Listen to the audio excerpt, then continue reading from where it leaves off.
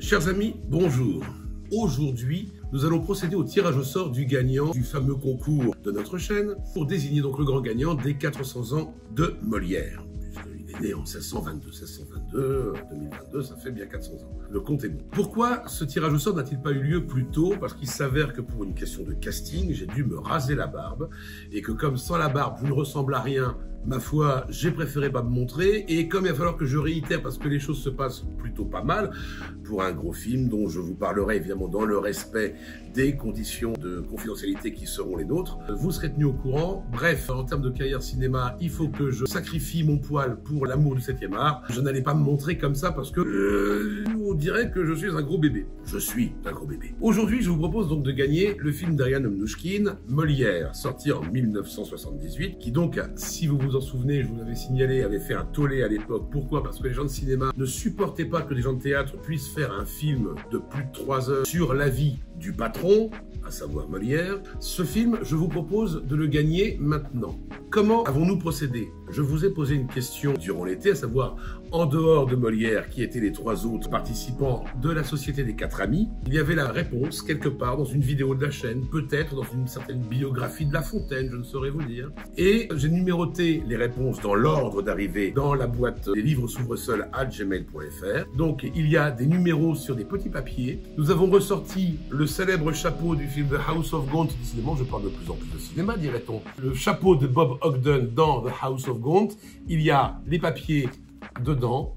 Une main innocente, malgré sa robe verte, va aller tirer. Non, ce n'est pas Alice Linker. C'est une main véritablement innocente. C'est pas celle d'Adrien non plus. Main innocente, si vous pouvez tirer un numéro, s'il vous plaît. Numéro 4. Le numéro 4. Maceo D. Oui, on tait les noms de famille. Sur cette chaîne, nous sommes des gens extrêmement pudiques.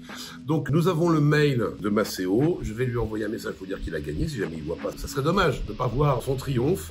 Et la bonne réponse était évidemment, parce que nous avons eu des mauvaises réponses.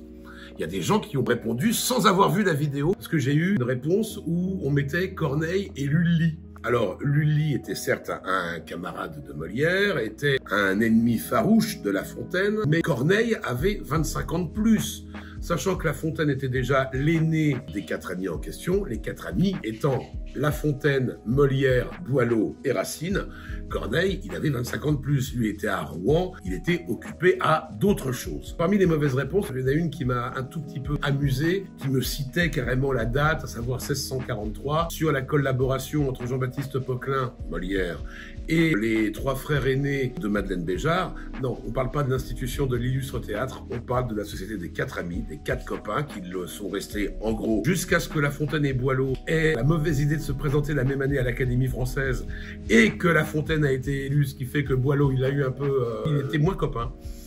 Boileau sera élu à l'élection d'après. Donc, de toute façon, les 2 finiront sous la coupole. Mais les 4 amis, c'était ces 4-là. Bravo, Maceo. Je suis très, très content. Je suis très fier de me débarrasser, de vous offrir ce film d'Ariane Mnouchkine avec Philippe Cobert éblouissant dans le rôle de Molière.